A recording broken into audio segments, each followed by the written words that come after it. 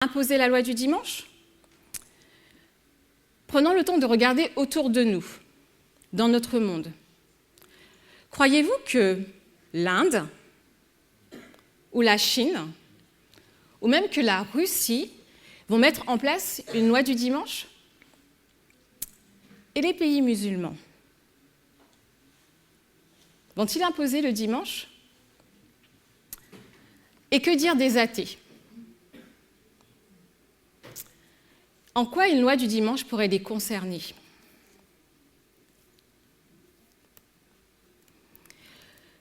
Aujourd'hui, il est vrai que l'Église adventiste n'a pas toutes les réponses aux questions que nous venons de poser. Nous voudrions comprendre la nature et les acteurs de la loi du dimanche. L'un de ces acteurs supposés est la papauté. Du coup, on peut se poser la question, quelle est son expérience au cours des dernières années? Comment agit-elle? Que fait-elle depuis quelques années? Nous voulons donc vous proposer de regarder au sujet de la contrefaçon pour commencer à avoir un début de réponse. Nous voulons donc tout d'abord chercher à comprendre pourquoi nous nous intéressons à la papauté, à laquelle la Bible fait référence comme étant la Babylone moderne, et nous voulons voir aussi pourquoi nous utilisons le terme de contrefaçon en ce qui la concerne. Ensuite, nous allons faire une révision, donc une répétition et élargissement de la ligne alpha de l'Israël moderne et de la Babylone moderne que nous avions vue lors de notre dernier séminaire. Et pour finir, nous allons travailler sur les lignes oméga de l'Israël et de la Babylone moderne.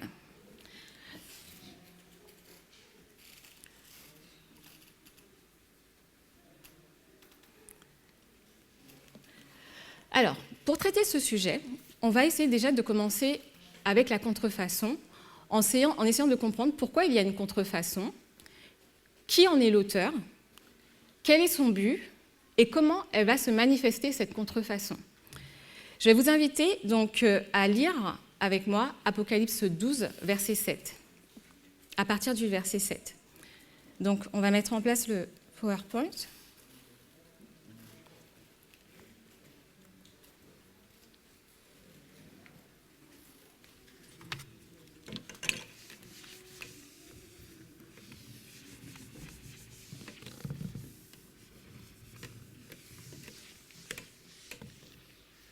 C'est bon?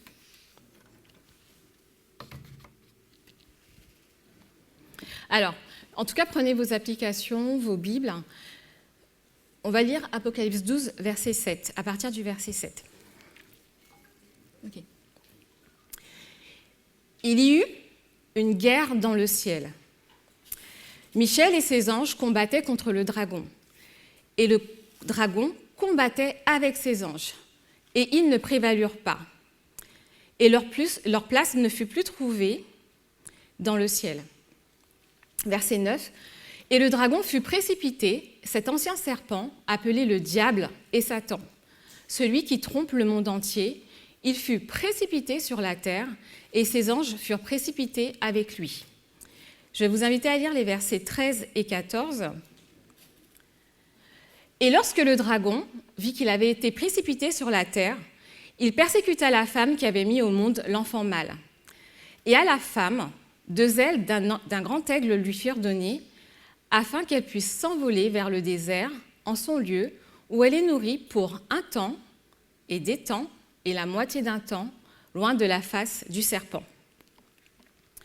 Alors, avant d'essayer de détailler ce texte pour essayer d'en tirer les éléments que je voudrais mettre en lien avec la contrefaçon, je voudrais faire un rappel ou partager avec vous quelques règles que nous appelons donc les règles de William Miller, qui est cet homme que Dieu a suscité donc en 1798 pour pouvoir déceler la prophétie de Daniel qui était en relation avec le 22 octobre. Donc à travers ses études, Miller, en fin de compte, il a pu élaborer des règles. Et pour notre étude de ce matin, je voudrais partager quelques règles avec vous pour pouvoir faire l'exercice ensemble. Une des règles, c'est, je ne vais pas vous donner les numéros, mais je vais vous la citer. Dieu a révélé les choses à venir par des visions, par des figures, le mot figure, donc on peut le remplacer par mot symbole, et par des paraboles. Paraboles, nous avons appris que ce sont des histoires littérales qui nous aident à comprendre ce qui est spirituel, ce qu'on ne voit pas ou qui est à venir. Et de cette façon, les mêmes choses sont souvent révélées à maintes reprises par des visions différentes ou par des symboles et des paraboles. Je vais m'arrêter là pour cette règle, on reviendra sur cette règle tout à l'heure, où on en fera une application. Une autre règle va nous dire, donc écoutez bien, parce qu'on va utiliser ces règles pour pouvoir décoder notre texte.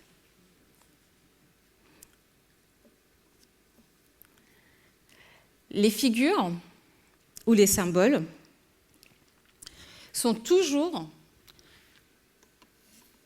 utilisés dans la prophétie pour représenter des choses futures, des temps, des événements. Et dans cette règle, on nous dit donc que tous ces symboles, ils vont représenter quelque chose.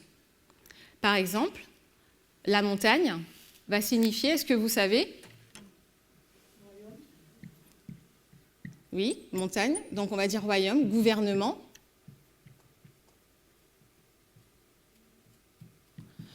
Un autre exemple, les bêtes. Les bêtes vont signifier des royaumes.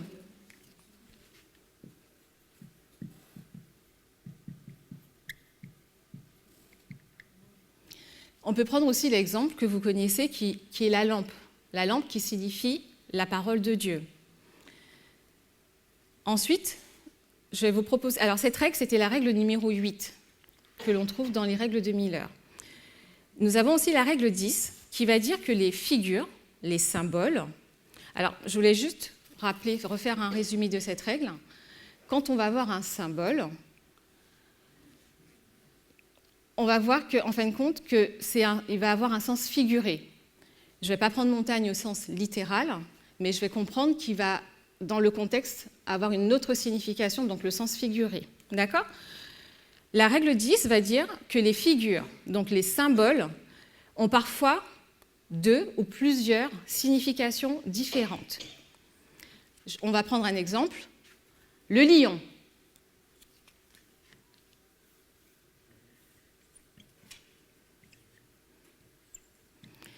Alors, ça c'est facile, vous connaissez. En fin de compte, là on est sur le principe qu'un symbole pourra avoir plusieurs significations. Donc pour le lion, on sait que le lion, il peut représenter Jésus, parce qu'on parle de lui comme étant le lion de la tribu de Juda, mais on sait que ce même lion, il va aussi représenter Satan, qui est comme un lion rugissant, cherchant qui dévorer. Donc, on a une règle qui nous dit qu'un symbole peut avoir deux significations différentes. D'accord ? Donc, on retient ça aussi pour tout à l'heure pour notre étude. Donc, c'était le symbole, on était sur le symbole du lion. Et enfin, la dernière règle qu'on va utiliser ce matin, c'est la règle numéro 11 qui dit comment on va savoir si un mot est utilisé au sens propre ou au sens figuré. S'il donne du sens tel qu'il est et ne fait pas violence aux lois simples de la nature, alors il doit être compris littéralement. Si ce n'est pas le cas, il devra être compris de façon symbolique, figurée. Donc, on va essayer justement d'expliquer celui-ci rapidement. Et pour le faire, je vais vous inviter tout simplement à aller dans Apocalypse 12, donc toujours le même chapitre, mais à prendre le verset 1 de Apocalypse 12. Donc le texte ne sera pas projeté.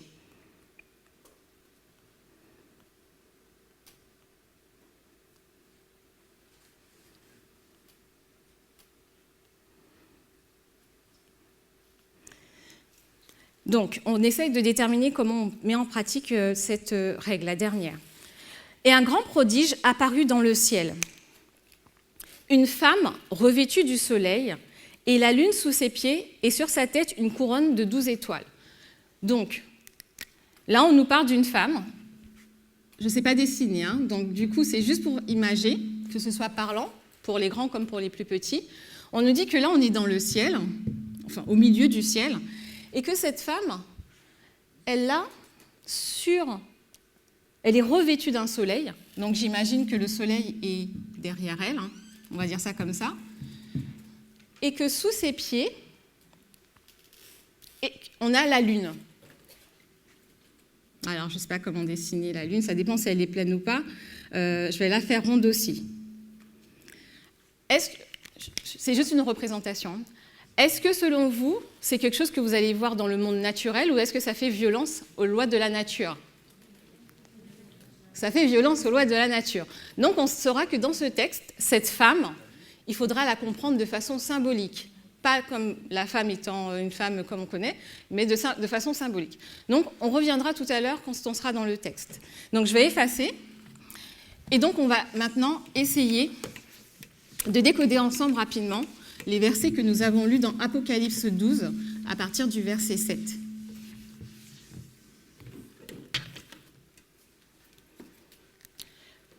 Le texte d'Apocalypse 12, verset 7, nous place dans le ciel directement. On va garder bien vos... tu peux si tu veux, reprojeter le texte. Ou gardez bien vos téléphones. Il nous est dit, il y eut une guerre dans le ciel.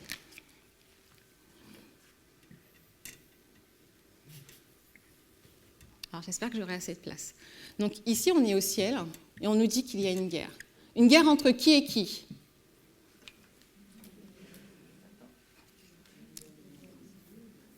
Alors, j'entends des murmures. Je suppose que vous êtes en train de me dire qu'il y a une guerre entre Michel, c'est ça ? Contre, le texte dit le dragon.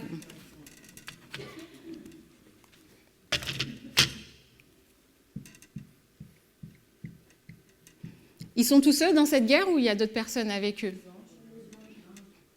Des deux côtés ou un seul côté ? Alors du coup, Michel, il a ses anges, et le dragon, il a aussi ses anges. Et qu'est-ce qui s'est passé ? Michel a perdu ou c'est le dragon qui a perdu ? Le dragon perd cette guerre qui est en train de se dérouler au ciel, et le texte va nous dire qu'est-ce qui va lui arriver ? Où ? Il est précipité, mais où ? Ok, donc il va être précipité sur la terre. Bon, je fais très gros, je pense que je n'aurai pas assez de place pour tout à l'heure, mais on voit que le dragon, il va être précipité sur la terre. Donc ici, on va voir le dragon.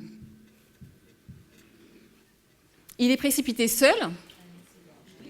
Ok, donc il y a le dragon plus ses anges. Et qu'est-ce qui va se passer sur la terre ?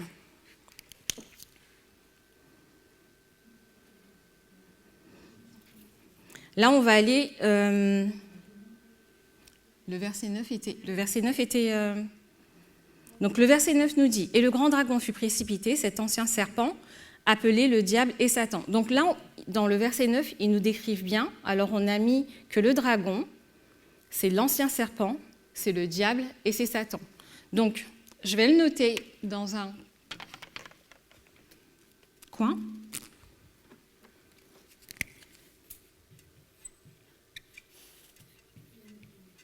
Donc, le dragon, c'est Satan, le diable. C'est quoi encore ? C'est le serpent ancien, et je crois que c'est tout. Hein. Ok. Donc, on va aller au verset 13. Là, nous sommes au moment où le dragon est précipité sur la terre. Et le texte nous dit que quand il va voir qu'il a été précipité sur la terre, qu'est-ce qu'il va faire ? Il va persécuter la femme.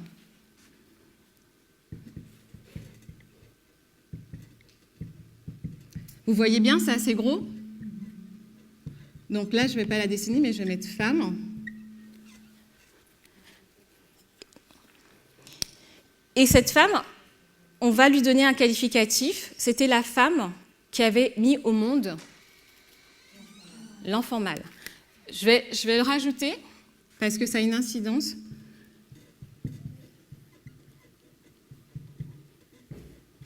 Enfant mâle.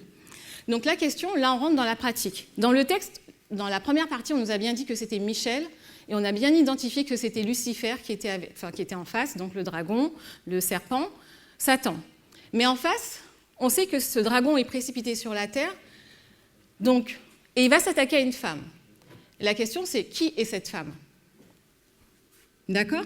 On a vu quand on a pris notre exemple tout à l'heure que le verset 1 défiait les lois de la nature, donc que cette femme, en tout cas, devait être comprise de façon symbolique. Mais là, on s'était attaché à la lune et au soleil. Maintenant, si je vous dis une femme enceinte, est-ce que ça défie ou pas les lois de la nature? Est-ce que c'est quelque chose de normal? Vous n'êtes pas sûr? Oui, c'est normal. Donc, cette femme, elle est enceinte. Donc, il y a quelque chose qui est quand même valable dans le contexte du naturel, mais en même temps, elle est aussi symbolique de quelque chose qu'on ne voit pas se passer de façon littérale.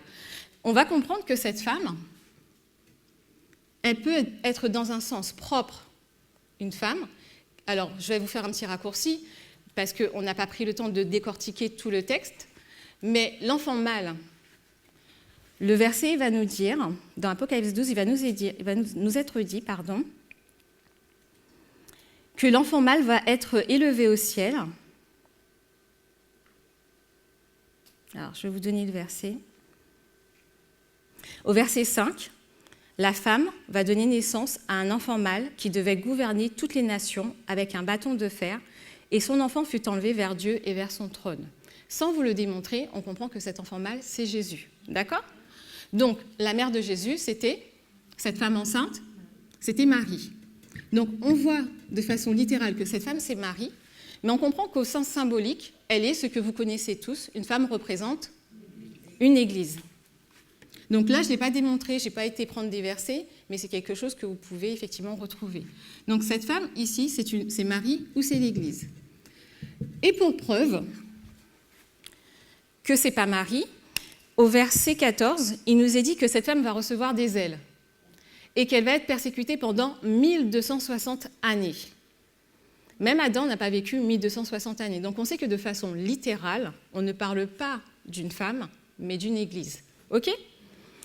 Maintenant, on est en droit de se demander que si cette femme, ça peut être Marie ou l'église, et d'ailleurs que le lien qui est fait, c'est que comme elle met au monde l'enfant mâle, dans cette histoire, si celui qui persécute la femme est en lien avec le dragon ou est le dragon, on comprend que Marie, qui a mis au monde l'enfant mâle, ou l'Église qui est vraiment qui est dans l'ordre, enfin qui va être le prolongement du christianisme avec le Christ, a un lien avec le Christ, Michel qui était au ciel.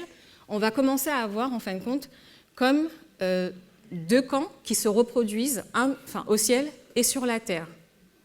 Je reviendrai sur cette idée pour être sûr que c'est clair, mais je voulais juste terminer pour demander, est-ce qu'on peut supposer de façon littérale que Satan va venir, mais vraiment dans sa forme comme il est au ciel, persécuter l'Église, persécuter les femmes, une femme ou l'Église? Non, vous me répondez non. Donc on peut imaginer que là aussi, il aura un outil. Il aura un outil pour pouvoir persécuter l'Église. Tout à l'heure, on a parlé de la naissance du Christ. Christ est né en quelle année? En -4. On comprend que le texte il met l'emphase sur sa victoire quand il a été à la croix. Donc on sait que cette histoire, elle nous place dans le 1er siècle. Qui a essayé de tuer Christ quand il est né? Hérode. Donc ici, on va avoir Hérode. Autrement dit, il va être aussi le symbole de quelque chose d'autre. Donc vous avez vu qu'avec la méthodologie, on a essayé de démontrer, on a démontré plusieurs choses, mais je vais lire le texte et on va terminer pour vraiment avoir les idées bien en place par rapport à ça. Dans Tragédie des siècles 475.2, je l'ai sur, je vais vous le projeter.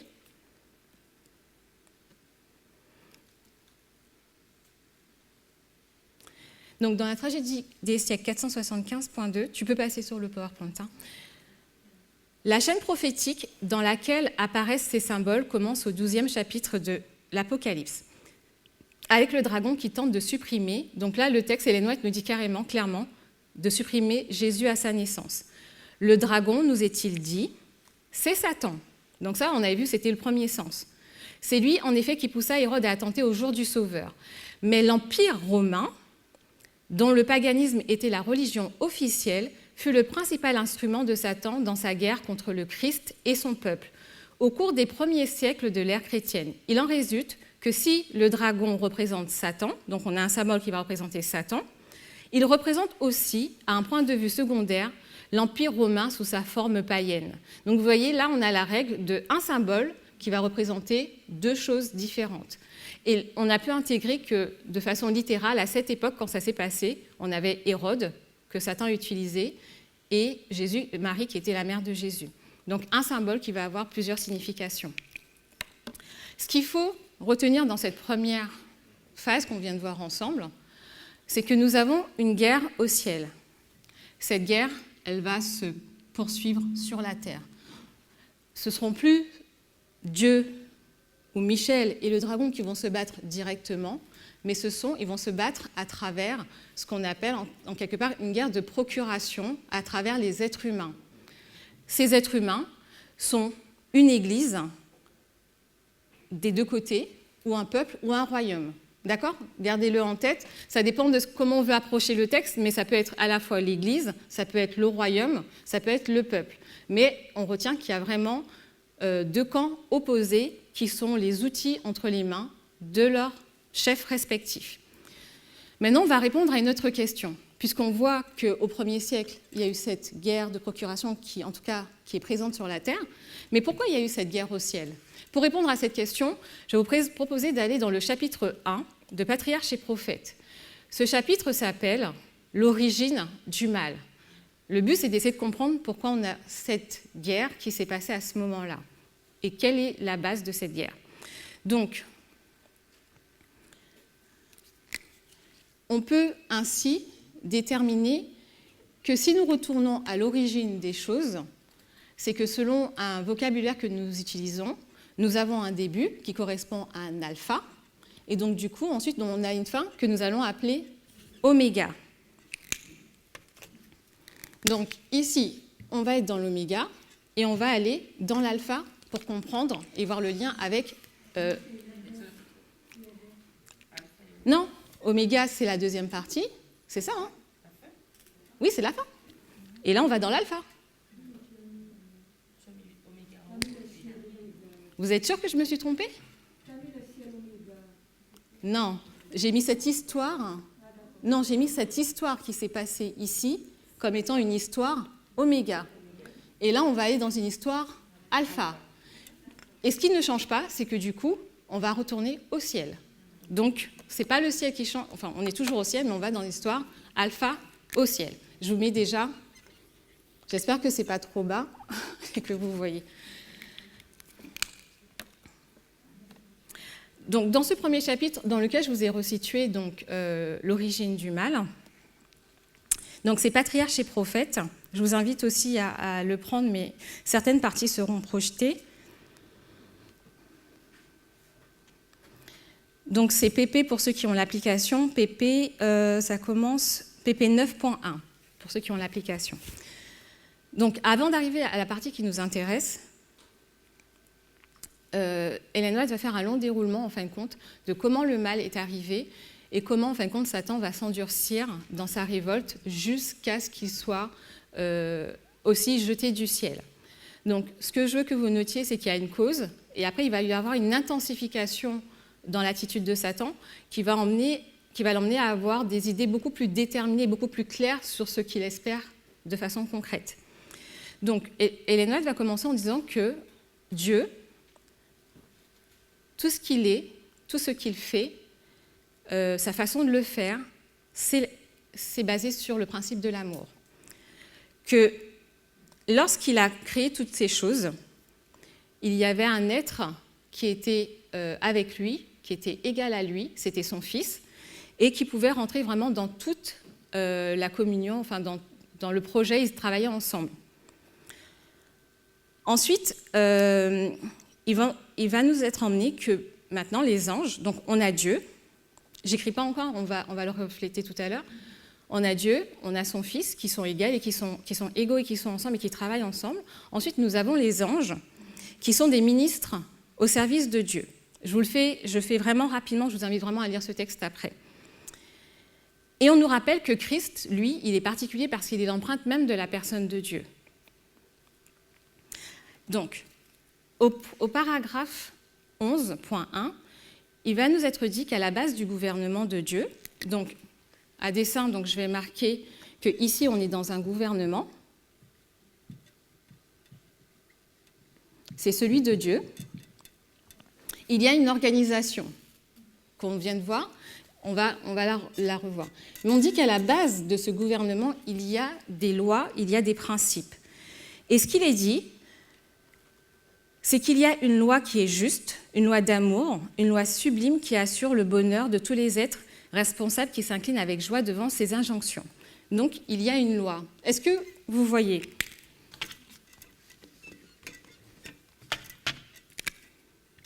Je vais écrire plus gros. Donc ça, c'est le fondement. Donc, on a une loi d'amour. Ensuite, ce que Dieu demande de ses créatures, c'est une soumission, une obéissance intelligente, faite d'amour, de confiance et d'admiration. Donc, on a une loi à laquelle les anges doivent, ou ces êtres créés doivent obéissance. Et le dernier point qui est emmené, c'est que Dieu, en quelque part, ne va pas accepter une obéissance qui est forcée, mais ce qu'il veut, et ce qu'il fait, c'est qu'il va accorder à tous les anges, à tous les êtres, une liberté pour pouvoir choisir d'obéir à son gouvernement. Donc je vais noter ici liberté. Liberté pour choisir d'obéir aux lois du gouvernement de Dieu. Le texte va nous dire que, tant que les choses se passaient ainsi, ça a été la joie dans le ciel, et ça s'est terminé lorsque Satan... Alors, pourquoi je ne le vois pas ? Lorsque Satan va... Comment je vais dire ça ? Quand il va se révolter. Mais on va lire, je ne crois pas que je l'ai noté celui-ci, mais je vais vous faire l'introduction. On nous dit que cet état heureux de choses, ou cet heureux état de choses, oui c'est bien ça, prit fin. Il y eut un être qui pervertit la liberté accordée par Dieu à ses créatures.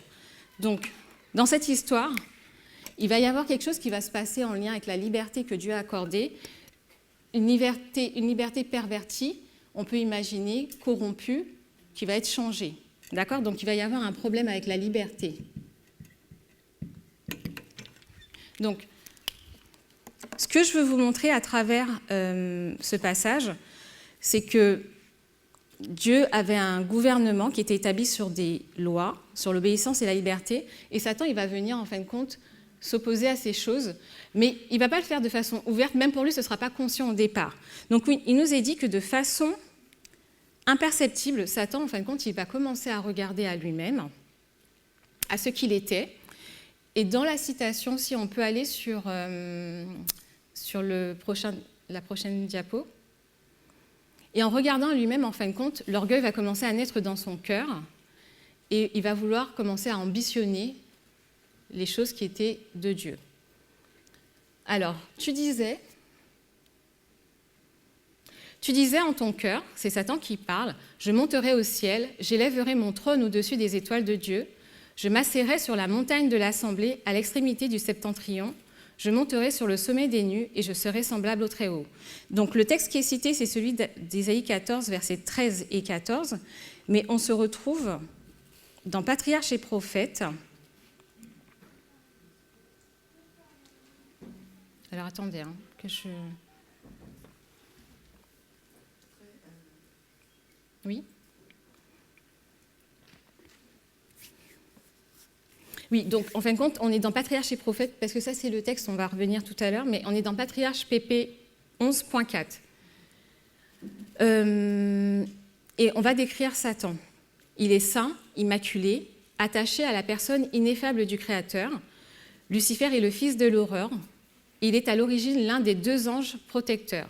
Et comme tel, il est baigné par les rayons éternels de la gloire divine. Et le texte va dire qu'il était vraiment le couronnement et l'édifice plein de sagesse et parfait en beauté de la création de Dieu. Alors, donc on a un gouvernement. Si on récapitule tout ce qu'on a dit jusqu'à maintenant, on a un gouvernement, on a Dieu dans ce gouvernement avec le Fils. On a les anges qui sont en dessous, et on peut imaginer qu'il y a d'autres mondes, mais je n'ai pas donné le texte. Je n'ai pas cité la référence, donc je ne vais pas le noter, mais on comprend que Dieu a créé tous les mondes et qu'ils sont tous soumis à cette même règle.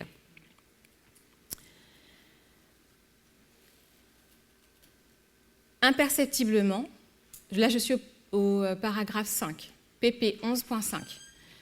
Imperceptiblement, Lucifer va se laisser bercer par des pensées ambitieuses. Donc c'est ce que je vous disais, c'est que lorsqu'il va regarder au Père et au Fils dans leur communion, il va vouloir, Lucifer, prendre cette place. Ton cœur s'est enorgueilli de ta beauté et ton opulence t'a fait perdre ta sagesse. Tu disais en ton cœur, donc c'est le texte qui était cité tout à l'heure, mais tu n'as pas besoin de l'afficher, hein, c'est bon. Je monterai au ciel, j'élèverai mon trône au-dessus des étoiles de Dieu. Je serai semblable au Très-Haut.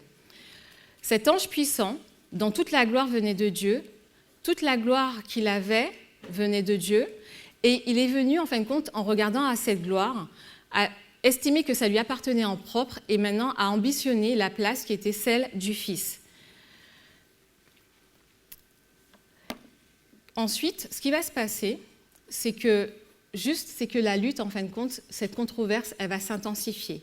À chaque fois que les anges ou que Dieu vont essayer de ramener Satan à la raison, en lui disant que ce gouvernement est rempli de bon sens, qu'il est basé sur l'amour, il va, en fin de compte, s'endurcir dans sa détermination contre Dieu. Alors, on va, pour compléter ce schéma, pointer 2 choses. Donc déjà, c'est l'ordre. Donc nous avions Dieu avec le Fils, nous avions les anges, et le texte nous a montré que Satan était un ange protecteur. Donc je vais même mettre Lucifer, pardon. Donc il y avait Lucifer, il y avait les autres anges, dans la hiérarchie. Et en fin de compte, il va tellement s'enhardir dans sa rébellion qu'il ne voudra plus juste être à la place du Fils de Dieu dans le royaume de Dieu. Ce qu'il va décider, c'est en fin de compte d'avoir son propre royaume. Donc, Lucifer, par rapport au texte que nous venons de voir, il va vouloir être ici. Par comparaison et contraste, si Dieu a un gouvernement, Lucifer, il va chercher à avoir quoi? Un gouvernement. On comprend qu'un gouvernement, c'est aussi un royaume, hein. Dans certains cas, on comprend que c'est la même chose. Donc, il va établir son gouvernement.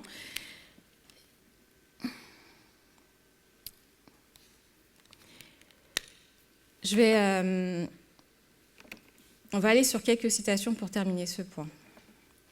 Ça fait un peu beaucoup de lecture, mais c'était juste pour ne pas dire les choses, mais pour vous les montrer à travers les textes. Je pense que c'est important. Donc, on va juste essayer de terminer ce point avec quelques textes.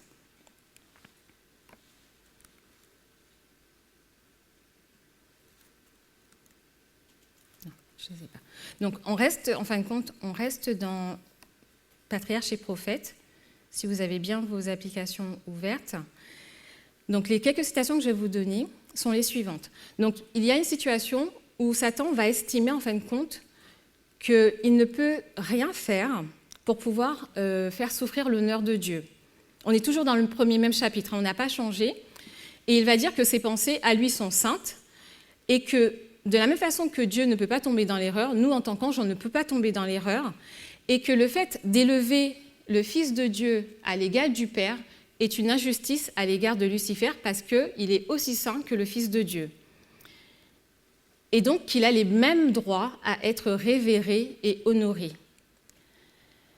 Il dira, et si le premier des anges était admis à occuper la position élevée qui lui est due, là il parle de lui, ce serait à l'avantage de toute l'armée céleste. Là, rendez-vous bien compte, Satan, il est en campagne électorale, hein. Là, on est passé, Il a ambitionné, ça n'a pas marché. Là, maintenant, il est en campagne électorale et tout ce qu'il va dire, c'est des promesses électorales pour pouvoir avoir son gouvernement. Et ce qu'il va proposer, il va proposer à l'armée du ciel de lui procurer la liberté. Donc, on revient dessus parce que c'était quelque chose qui était à la base du gouvernement de Dieu et c'est ce que Satan se propose de procurer à son gouvernement en disant que cette liberté-là, ce n'est pas une bonne liberté. Moi, je vous propose la liberté et on va voir comment elle est qualifiée, puisque comme ils vont aller ils vont continuer à s'entêter dans ce sens. Maintenant, Satan va dire aussi qu'il est déterminé à réclamer l'honneur qu'il m'est dû et de prendre sous mes ordres tous ceux qui voudront être mes disciples. Donc, on est d'accord avec l'idée que là, il est clairement, il est le chef, il veut prendre avec lui, donc on va mettre des anges, mais ça veut dire ses disciples, il va prendre avec lui tous ceux qui sont d'accord pour aller dans son sens. Et donc, du coup, beaucoup décidèrent parce que Satan va leur garantir la liberté et beaucoup vont décider d'aller dans son sens. En fin de compte, j'ai plusieurs citations, mais le point, je vais m'arrêter là parce que du coup, on risque de passer à côté, mais le point que je voudrais vraiment que vous voyez, c'est que là, Satan, en fin de compte, il s'oppose à la liberté qui est à la base du royaume de Dieu, parce que lui, il veut prendre une place qui n'est pas la sienne à la base, et il va, en fin de compte, utiliser le même argument qui est celui de la liberté sur lequel le royaume de Dieu est fondé pour pouvoir monter son propre gouvernement. Et ce qu'il va dire, en fin de compte, et tous les anges, en fin de compte, ils vont militer, tous les anges, pas tous les anges, un tiers des anges, va accepter, parce que là, en fin de compte, ce qu'il leur est proposé, c'est une liberté, et ce à quoi ils aspirent, c'est une liberté illimitée. Donc là, on voit un principe du royaume de Dieu contrefait par Satan lui-même. Donc, ce qu'on vient de voir, c'est que dans le gouvernement, c'est que cette guerre qui se passe au ciel au courant du 1er siècle a son origine dans une guerre qui a commencé au ciel à cause donc de la prétention de Satan à être à une place qui n'était pas la sienne. Et ensuite, comme on lui a dit que ce n'était pas possible, il va chercher à monter son propre gouvernement. Et son propre gouvernement, donc on fait une comparaison, un contraste, on n'oublie pas notre méthodologie, c'est qu'il veut faire exactement la même chose que Dieu et il va mettre à la base de son royaume les mêmes principes. Mais là, on voit clairement que ces principes, en fin de compte, ils sont pervertis. La liberté qu'il va proposer n'est pas la même ou la vraie liberté que Dieu avait mis à la base de son royaume. Et le texte dans Patriarches et Prophètes, pour finir, à l'issue de tout ce combat où Dieu a essayé de raisonner Satan, il va être dit qu'il n'aura pas d'autre choix, il ne va pas détruire Satan, mais par sa sagesse infinie, Dieu va chasser Lucifer du ciel. Donc, encore une fois, qu'est-ce qu'on va voir ? Qu'il est chassé du ciel. Alors, je vais mettre la terre, parce que le texte dit qu'il est chassé du ciel, mais il n'est pas forcément dit qu'il est sur la terre. Mais le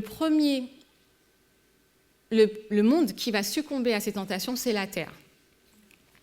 Et dans cette partie, je voulais simplement vous montrer que tout ce qui s'est passé au ciel s'est transféré sur la terre et que dans le but de prendre la place de Dieu, Satan, il va utiliser une contrefaçon, il va utiliser de la tromperie.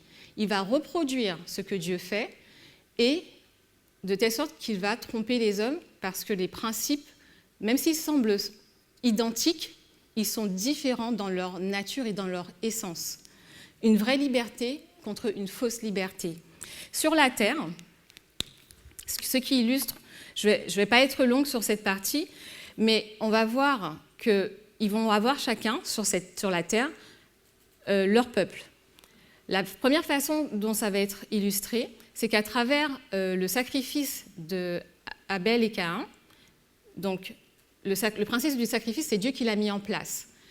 Et Satan, lui, il va pousser Caïn, en fin de compte, à dire « Ok, je vais offrir un sacrifice comme Dieu le demande, mais je ne vais pas le faire selon les principes comme Dieu le voit, mais je vais le faire selon mes principes à moi. » Donc, on voit encore une contrefaçon. On est censé rendre gloire, honneur ou ou du moins expier des péchés, mais on voit dans ce principe du sacrifice une contrefaçon. Donc on voit deux groupes qui se forment encore sur la terre, et n'oubliez pas que là nous sommes dans l'alpha qui nous conduit à cette histoire. Caïn et Abel. On va le voir de différentes façons, parce que Dieu est celui qui va établir le peuple d'Israël. Et dans le peuple d'Israël, il va positionner les juges, et il va demander aux juges, dans cette théocratie que Dieu va instaurer, il va demander aux juges d'avoir à la fois cette casquette de chef religieux, mais aussi de chef du gouvernement civil. Donc on voit une théocratie dans l'ancien Israël.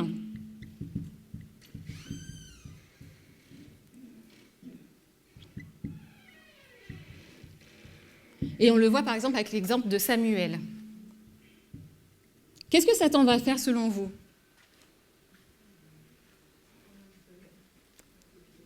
Je ne vous entends plus. Ah, ça y est, je vous ai perdu. Satan va faire la même chose. En fin de compte, il va mettre en place la théocratie, mais pour son gouvernement. Donc, je vais mettre ancien. Alors là, je vais mettre ancien Babylone. Et on va voir ensemble rapidement ce qu'est l'ancien Babylone.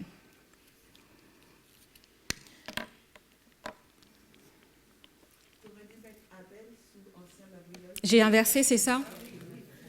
Merci.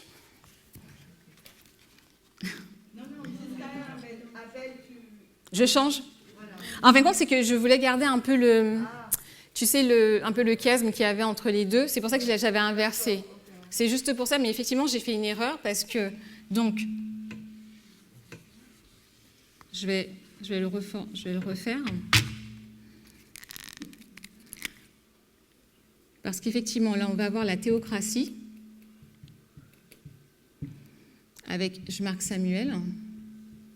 Et dans cette histoire, dans ce camp, on va avoir la même chose.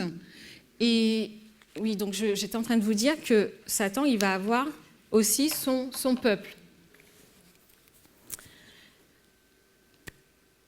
Tout à l'heure, quand on était dans les citations, on était sur Ésaïe 14, versets 13 et 14.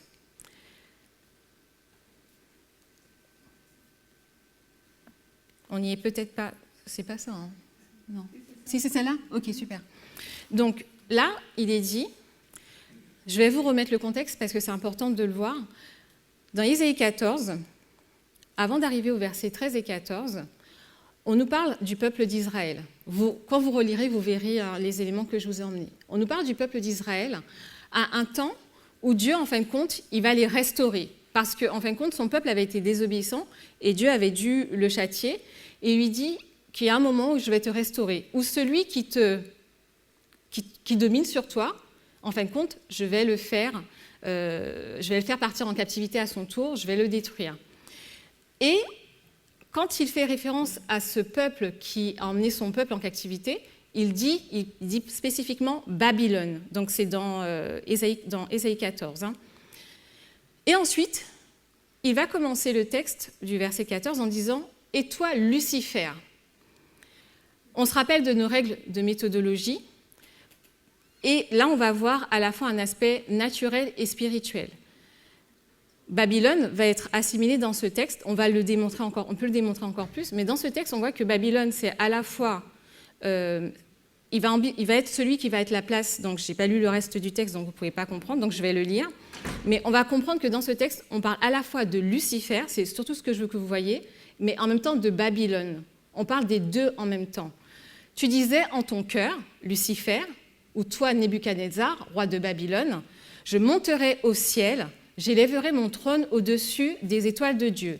Je m'assiérai sur la montagne de l'assemblée, à l'extrémité du septentrion. Je monterai sur le sommet des nues, je serai semblable au Très-Haut. Donc, on se retrouve exactement dans cette histoire sur le même schéma de ce qui s'est passé au ciel. Nous avons un ange ou un royaume qui veut qui veut être comme le Très-Haut et monter sur sa montagne. La montagne, elle est placée au septentrion. Dans notre discours, dans notre façon de parler locale, septentrion, c'est quoi? C'est le nord. C'est une autre façon de dire le nord, septentrion, c'est une autre façon de dire le nord. Donc du coup, Babylone, Lucifer veut placer son trône du même côté que là où est placé le trône de Dieu. Et là, encore une fois, on voit qu'il est en fin de compte dans une imitation, on va le dire comme ça, il est dans une imitation. Et les textes de Ésaïe 48, verset 1, vous n'avez pas le chercher, mais le texte d'Ésaïe 48, verset 1 nous rappelle en fin de compte que c'est Dieu qui est le véritable roi du Nord. Et que Satan, lui, il est dans une imitation. Donc si je compile les deux, donc on avait le Dieu ici, qui est le roi du Nord, parce que je n'ai pas mis le peuple, encore une fois. Et là, on va voir l'histoire du peuple de Satan, qui veut être aussi le roi du Nord. Donc, on a deux rois du Nord, on a le vrai, et donc on comprend qu'on va avoir le faux. Donc, on a l'histoire de Caïn et Abel, mais on va aussi avoir l'histoire, pour illustrer, de Darius, en fin de compte. On va avoir le même principe qui va se présenter, l'histoire de Darius, qui est un roi, mais aussi qui est considéré comme étant Dieu dans sa génération. Et il sera, en tant que Dieu, en tant que roi, incapable de défaire le décret qu'il avait fait concernant la mort de tous ceux qui adoreraient un autre Dieu que lui. Donc là, on voit dans cette histoire aussi la double casquette d'un roi qui est aussi Dieu. Donc, ce que Satan fait, il reproduit aussi le principe de la théocratie pour son royaume, dans le royaume du Nord.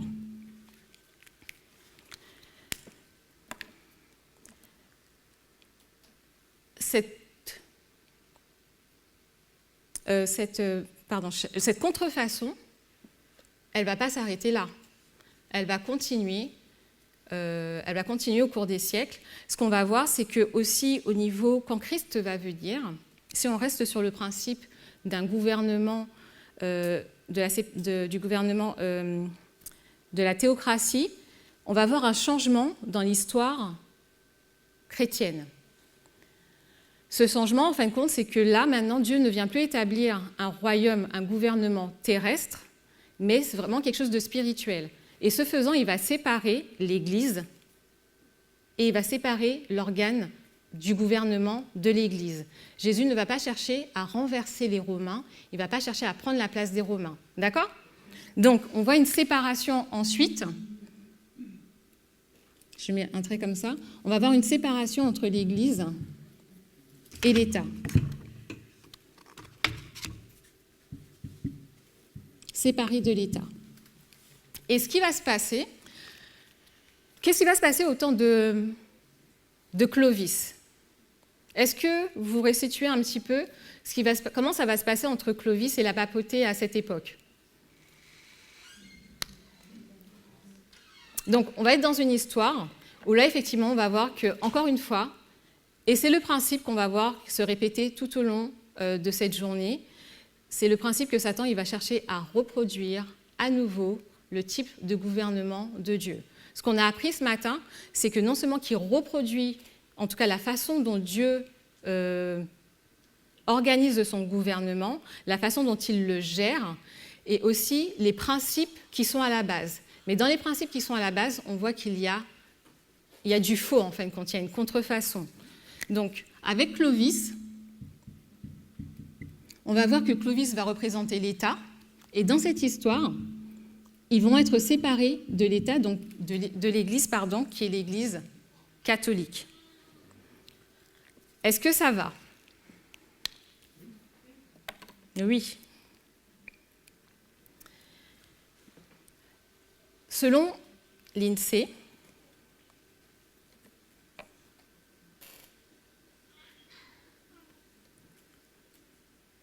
quand j'arrive pas.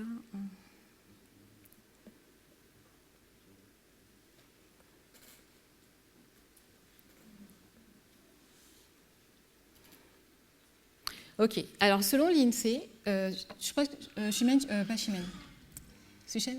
Tu peux afficher, s'il te plaît. selon l'INSEE, la contrefaçon va se définir comme étant une reproduction, une imitation ou l'utilisation totale ou partielle d'une marque, d'un dessin, d'un brevet, d'un logiciel ou d'un droit d'auteur. Je vais revenir tout à l'heure parce que j'ai mis propriété, sans l'autorisation de son titulaire, en affirmant ou laissant présumé que la copie est authentique. Si on reprend cette définition dans ce que nous venons de voir et de montrer, c'est qu'en voulant une place qui ne lui était pas attribuée, Satan s'est révolté et dans sa révolte, il a été emmené à chercher à créer son propre gouvernement. Donc, opposé à celui de Dieu, donc bien distinct de celui de Dieu, mais pour que la tromperie puisse fonctionner, il va proposer une liberté différente que celle que Dieu propose dans son gouvernement, mais on comprend que cette liberté, puisque Dieu est l'auteur de la liberté, il a la vraie copie de la liberté, on comprend que ce que Satan va faire, ça va être une contrefaçon, quelque chose de frauduleux. Donc en aucun cas, cette liberté qu'il va proposer ne peut être bonne. Et basé sur ce principe, au cours des siècles, en fin de compte, il va constamment, à travers Caïn et Abel, à travers les royaumes de Babylone, et qui vont suivre après, qui seront déterminés comme étant les rois du Nord, il va constamment être dans cette imitation avec du faux à l'intérieur. Donc on va avoir tout le royaume du Nord avec Babylone, les Mèdes et les Perses, la Grèce, Rome, qui vont se dresser et qui vont être des instruments entre les mains de Satan. Et vous allez voir que ici, par exemple, là je suis passée directement, alors dans cette histoire, quand on parle du roi du Nord, on a parlé de Babylone, mais on va arriver jusqu'ici, parce que c'est la poursuite de ce royaume qui a commencé. Dans Daniel 2, c'est vrai qu'on n'a pas été dans le texte, mais dans Daniel 2, on voit cette statue avec Babylone à la tête. On va voir les Mèdes et les Perses, la Grèce, et ensuite la Rome. Donc on comprend que dans cette histoire donc Oméga, on est dans la continuité de cette histoire alpha et que Satan, il continue cette œuvre, en fin de compte, de contrefaçon à travers les siècles pour pouvoir imiter, usurper et prendre ce qui appartient à Dieu. Mais bien sûr, ce qu'on rajoute à cette idée de la contrefaçon, c'est qu'il va utiliser des moyens humains, puisque la Terre est la seule planète à avoir chuté, sur laquelle il a la domination. Et ces moyens humains, en fin de compte, va s'exercer sur cette Terre une guerre de procuration. D'accord ? Donc, je vais m'arrêter sur ce point. J'ai essayé de résumer un peu ce qu'on avait vu. Et si je reviens aux questions que je vous avais précitées au départ, on avait dit, pourquoi il y a une contrefaçon ? Parce que Satan veut la place et l'honneur et ce qui est dû à Dieu. Qui en est l'auteur ? Bon, j'ai déjà répondu à la question. C'est Satan. Quel est son but ? En fin de compte, on y répond à travers la définition de la contrefaçon. C'est de tromper et d'attirer à lui ce qui revient à l'auteur originel de toute chose. Et comment se manifeste-t-elle ? Elle va se manifester de façon très pratique à travers les hommes, les gouvernements et tout système qui vont s'aligner avec sa pensée. Et là, on l'a vu depuis donc, le ciel, la terre, avec Caïn et Abel, le roi du Nord et les autres gouvernements. Donc,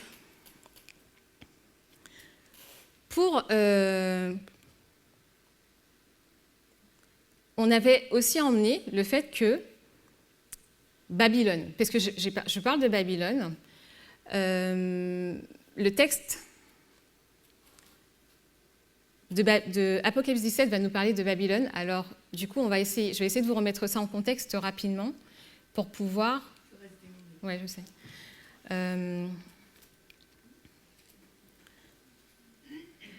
Babylone, en fin de compte, ça va être un instrument. On l'a vu, qu'il est du côté du royaume du Nord, donc du côté du royaume de Satan.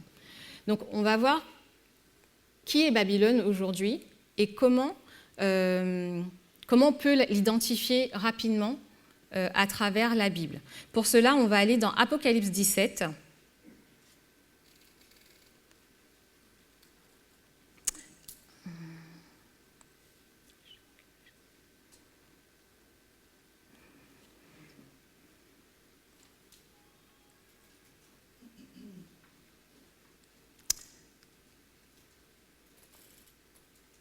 Ok.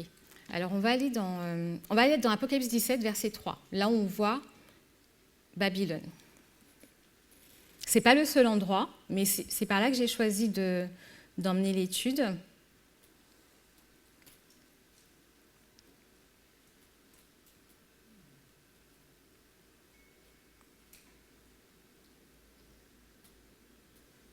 Ok. Alors, non, c'est bon, j'avais pas mis.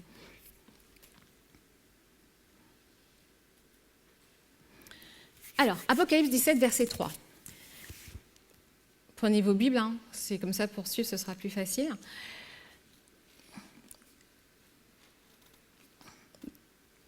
Il me transporta en esprit dans le désert. Donc là, c'est l'apôtre Jean qui parle, et c'est un ange qui est venu à lui et qui va lui dire, au verset 1, il va lui dire, viens, je te montrerai le jugement de la prostituée. Et au verset 3, pour lui montrer ce qui va se passer, il va l'emmener en esprit dans un lieu particulier qui est le désert. Et je vis une femme assise sur une bête de couleur écarlate, pleine de noms de blasphème, ayant 7 têtes et 10 cornes. Et la femme était vêtue de couleur pourpre et écarlate, et parée d'or, de pierres précieuses et de perles, ayant dans sa main une coupe d'or pleine des abominations et de la saleté de sa fornication. Et sur leur front était écrit un nom, Mystère, Babylone la grande, la mère des prostituées et des abominations de la terre. Pour l'instant, je vais m'arrêter là et je vais revenir à une règle que je vous avais citée tout à l'heure,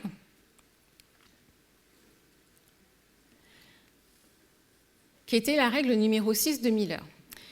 Donc, je vais la relire et rajouter l'élément que je n'avais pas mis tout à l'heure. Dieu a révélé les choses à venir, donc on a dit par des visions, des symboles et des paraboles. Et de cette façon, les mêmes choses sont souvent révélées à maintes reprises. Donc plusieurs fois, on va parler du même sujet, et il va le faire soit par des visions différentes, soit par des symboles différents, ou soit par des paraboles différentes.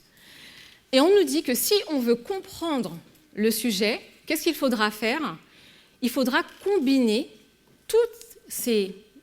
soit toutes ces paraboles différentes, soit toutes ces visions différentes, ou soit tous ces symboles différents. Il faudra les combiner pour pouvoir comprendre, en fin de compte, le sujet. Donc, nous, on cherche à comprendre qui est Babylone moderne. Et pour cela, on est dans Apocalypse 17, verset 3, qui va nous dire que la prostituée, c'est Babylone. Mais on ne sait pas qui est cette prostituée, en fin de compte. Enfin, là, pour le coup, vous le savez, parce que pour tous ceux qui sont adventistes, je pense que c'est clair, mais je voulais simplement, par cet exercice qu'on ne va pas faire dans le détail, mais je voulais simplement vous montrer par cet exercice qu'il est possible de comprendre qui est Babylone. Pour cela, on va dans les différents textes, et on va partir plutôt, d'un point connecteur qui sera le désert. Alors, je ne sais pas si j'aurai le temps je ne pense pas avoir le temps de faire tout ce développement avec vous, mais c'est pour vous montrer les connexions.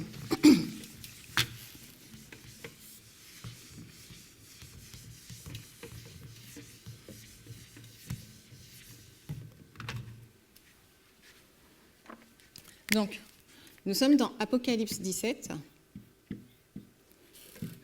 et ça va nous emmener à aller dans 3 autres textes qui sont Apocalypse 12 et Apocalypse 13. C'est une étude que je vous invite à refaire après chez vous pour voir comment on peut, avec la méthodologie, faire justement mettre en connexion les symboles et combiner la compréhension qu'on peut avoir du sujet. Donc, on cherche à comprendre qui est cette prostituée dans Apocalypse 17. Et ce qui nous est dit, c'est que Jean, il est à un moment où il est dans le désert. L'ange va l'emmener dans le désert. Donc ça, c'est un point connecteur qu'on a. Et quand on va aller dans Apocalypse 12, au verset 6, donc qu'on avait lu tout à l'heure, on va nous parler de cette femme qui va être emmenée, où ça ? Dans le désert, où elle va être nourrie pendant 1260 jours. Donc dans Apocalypse 12, on va avoir encore le désert, et on nous rajoute 1260 jours. On a dit que, donc on garde en tête quand même les symboles qu'on a appris. On a appris qu'une femme, c'est une église. Donc on voit une église qui est au désert pendant 1260 jours et qu'elle est en lien avec cette histoire de cette prostituée, de cette femme. Mais si on ne connaissait pas déjà, on se dirait qui est cette femme. On ne sait toujours pas, mais on sait qu'ils sont dans une histoire qui est parallèle. Au verset 13 et 15 de Apocalypse 12, il va nous être redit que la femme est nourrie pendant 1 temps, 2 temps et la moitié d'un temps. En lisant ces 3 chapitres, on va voir que dans Apocalypse 13, on va nous faire mention d'une guerre contre les saints pendant 42 mois. Je fais les connexions, mais donc ici, il y a une guerre pendant 42 mois contre les saints. Tout à l'heure, on avait vu que dans ce contexte de l'Apocalypse 12, que c'était une femme qui était persécutée. Là, c'est une guerre contre les saints. Donc on voit que ces chapitres, en fin de compte, ils se superposent avec des mots différents, mais grâce à ces liens connecteurs, on comprend que pour pouvoir représenter la même chose, on peut utiliser des mots différents, et ce qui nous permet vraiment de regrouper les choses ensemble.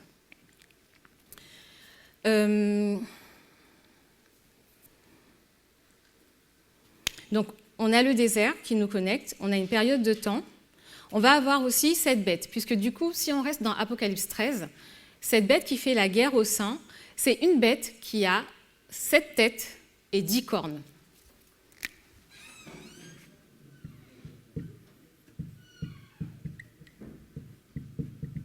Avec 7 têtes plus 10 cornes. Et ces mêmes symboles, en fin de compte, ils vont être repris maintenant dans Apocalypse 17, versets 3 à 7. La bête écarlate va avoir 7 têtes et 10 cornes, plein de noms de blasphème.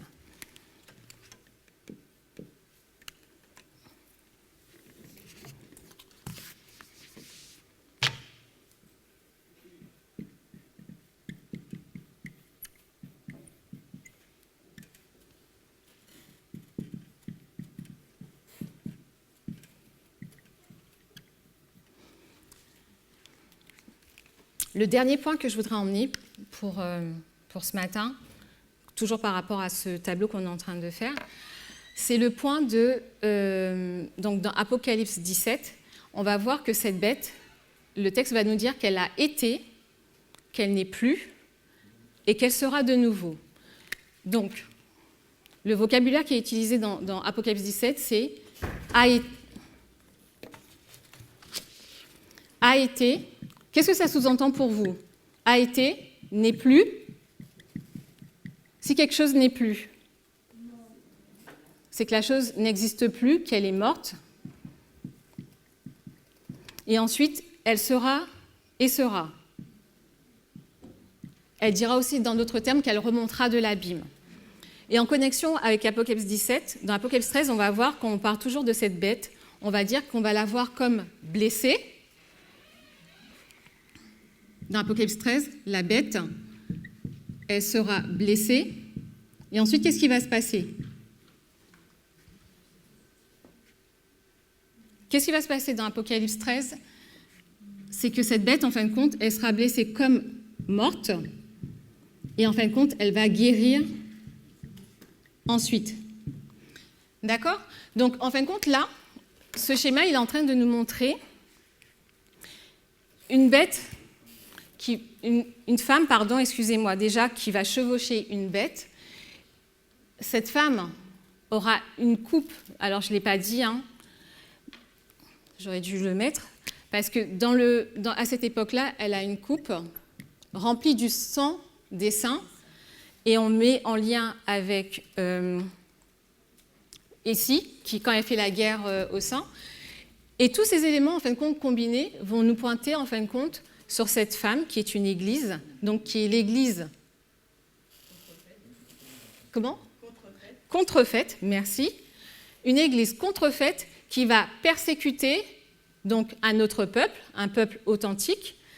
Et cette église, elle va exister à une période bien déterminée. C'est une période la seule période de temps qu'on a ici, c'est 1260 jours, enfin la seule, je vais trop vite parce que je n'ai pas démontré que c'était la même période de temps, mais si vous prenez le temps de décomposer 42 mois en divisant par 12, vous allez voir un 3,5 qui va revenir et qu'on va le multiplier, ça va nous donner 1260. Donc c'est à chaque fois la même période de temps qui est spécifiée. Donc, comme on a dit, on va avoir une église contrefaite qui va dominer sur un royaume, puisqu'on a dit qu'une bête représentait un royaume, et qui va persécuter des saints pendant une période de temps déterminée qui est 1260 années. Qui correspond à cette description ? Je ne vous entends pas. Alors, je vais le dire puisque ce n'est pas évident. C'est l'église papale. C'est l'église, donc on a d'abord la Rome païenne, suivie de la Rome papale. D'accord ? Donc mon temps est écoulé. Tu peux donner la période de temps de cette Rome papale, même si tu ne le démontres pas. Même si je ne le démontre pas. Donc en fin de compte, en 508, Clovis, roi de France, va être dit comme étant le fils de la papauté, parce qu'il va donner cette place à la papauté, comme étant une religion officielle. Et ce qui va se passer, c'est que de 508 à 538, la papauté va renverser 3 cornes qui s'opposaient en fin de compte on va dire à son principe, à elle. Et à partir de 538, elle va régner en seul et maître pendant 1260 années, donc ce qui va nous emmener de 538 à 1798. Donc, et qu'est-ce qu'elle va contrefaire ? Alors, ce qu'elle va contrefaire, ce que je montrais tout à l'heure, c'est que par rapport à l'époque de Christ, quand il est venu, Christ, il a séparé dans le principe de son Église, il a séparé l'État et l'Église. La papauté va faire la même chose, elle va avoir un gouverneur, un roi, Clovis, et une Église à côté. Donc sur ce principe, elle va contrefaire encore l'œuvre de Dieu. Un peu plus dans le détail, ce qui va être contrefait, c'est qu'à l'époque de Christ, ce qu'il va mettre en place, notamment à travers la communion, ce qu'on appelle la Sainte Seine, c'est les mêmes principes qui vont être mis en place avec l'hostie et le vin. Ça porte un nom différent, mais il y a cette communion qui est mise en place. On va avoir aussi le principe du baptême qui va être contrefait, puisque à ce moment-là, ce ne sera plus le baptême, mais ce sera l'aspersion des enfants. Donc, et à cette époque-là, effectivement, elle va, effectivement, par rapport, il est dit dans Daniel qu'elle va changer les temps et la loi, et dans cette histoire, elle va, à partir d'abord la Rome papale, avec Constantin, va changer la loi, et va changer la loi concernant le sabbat, l'observation du sabbat, et va le transférer au dimanche, et ça va être renforcé après par l'Église catholique comme étant le seul jour à adorer, et qui va être associé à une persécution pour tous les contrevenants. Donc, la Babylone de Apocalypse 17, c'est la papauté. Et ce que cette histoire nous montre, c'est que si elle reçoit une blessure mortelle, donc en 1798, mais ces 3 textes nous montrent clairement qu'elle va revenir sur le devant de la scène. Donc, nous nous intéressons à la papauté, qui est l'Église contrefaite de Satan, qu'il utilise aujourd'hui, qui est en guerre de procuration contre le peuple de Dieu et donc contre les principes et le gouvernement de Dieu.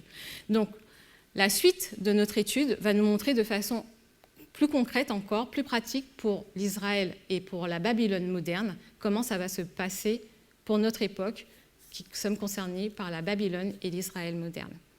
Voilà, donc j'espère avoir été claire et je vais vous inviter à prier.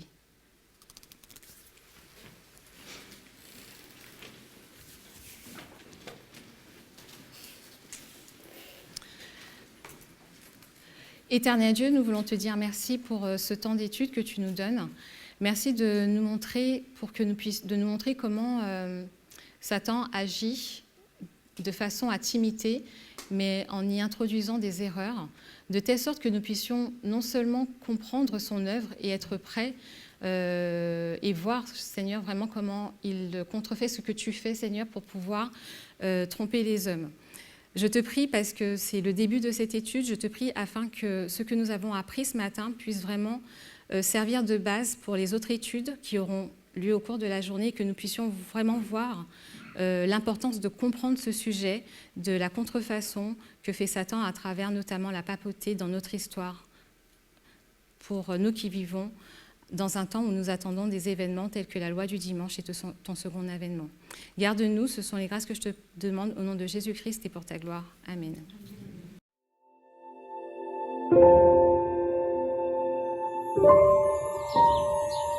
Amen.